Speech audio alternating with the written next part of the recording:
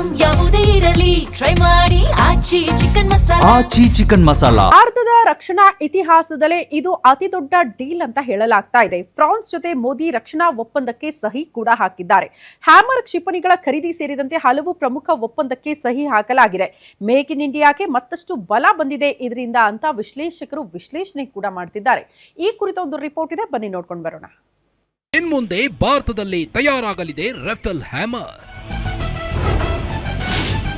ಯುದ್ಧ ವಿಮಾನಕ್ಕೆ ದೊಡ್ಡ ಬ್ರಹ್ಮಾಸ್ತ್ರ. ಏನಿದರ ಪವರ್?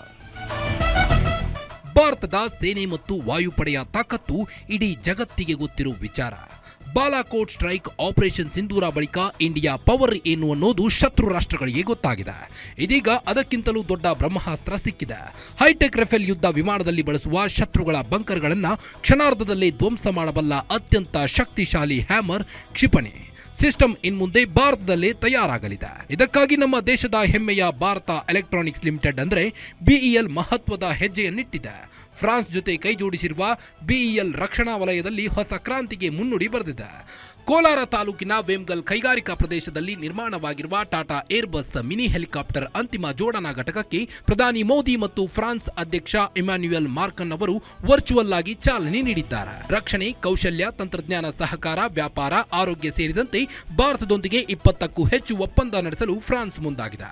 ಪ್ರಮುಖವಾಗಿ ಈ ಹ್ಯಾಮರ್ ವೆಪನ್ ಅಷ್ಟೊಂದು ಪವರ್ಫುಲ್ ಯಾಕೆ, ಅದರ ವಿಶೇಷತೆ ಏನು ಅನ್ನೋದನ್ನ ನೋಡೋದಾದ್ರೆ,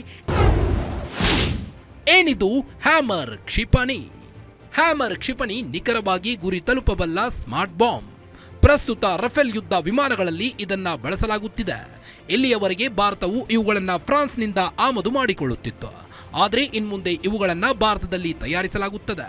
ಶತ್ರು ಪಾಳ್ಯದ ಗುರಿಯನ್ನ ಸಂಪೂರ್ಣ ನಾಶಪಡಿಸುವ ಸಾಮರ್ಥ್ಯ ಹೊಂದಿದೆ. ಈ ಕ್ಷಿಪಣಿಯು ಸುಮಾರು 60ರಿಂದ 70 ಕಿಲೋಮೀಟರ್ವರೆಗೂ ನಿಖರ ದಾಳಿ ನಡೆಸಬಲ್ಲದು. ಪರ್ವತ ಪ್ರದೇಶಗಳಲ್ಲಿ ಮತ್ತು ಶತ್ರುಗಳ ಬಲಿಷ್ಠ ಬಂಕರ್ಗಳನ್ನು ಧ್ವಂಸಗೊಳಿಸುವ ಸಾಮರ್ಥ್ಯ. ಒಮ್ಮೆ ಗುರಿಯನ್ನ ಲಾಕ್ ಮಾಡಿ ಕ್ಷಿಪಣಿ ಹಾರಿಸಿದ ನಂತರ ಅದಕ್ಕೆ ಯಾವುದೇ ಹೆಚ್ಚಿನ ಮಾರ್ಗದರ್ಶನದ ಅಗತ್ಯವಿರುವುದಿಲ್ಲ. ಇದು ಸ್ಥಿರ ಮತ್ತು ಚಲಿಸುವ ಎರಡು ರೀತಿಯ ಗುರಿಗಳನ್ನು ನಾಶಪಡಿಸುತ್ತದೆ. ಒಟ್ಟಾರೆ ಭಾರತ ಮತ್ತು ಫ್ರಾನ್ಸ್ ಒಪ್ಪಂದದಿಂದ ಭಾರತದ ವಾಯುಪಡೆಗೆ ಮತ್ತಷ್ಟು ತಾಕತ್ತು ಬಂದಂತಾಗಿದೆ.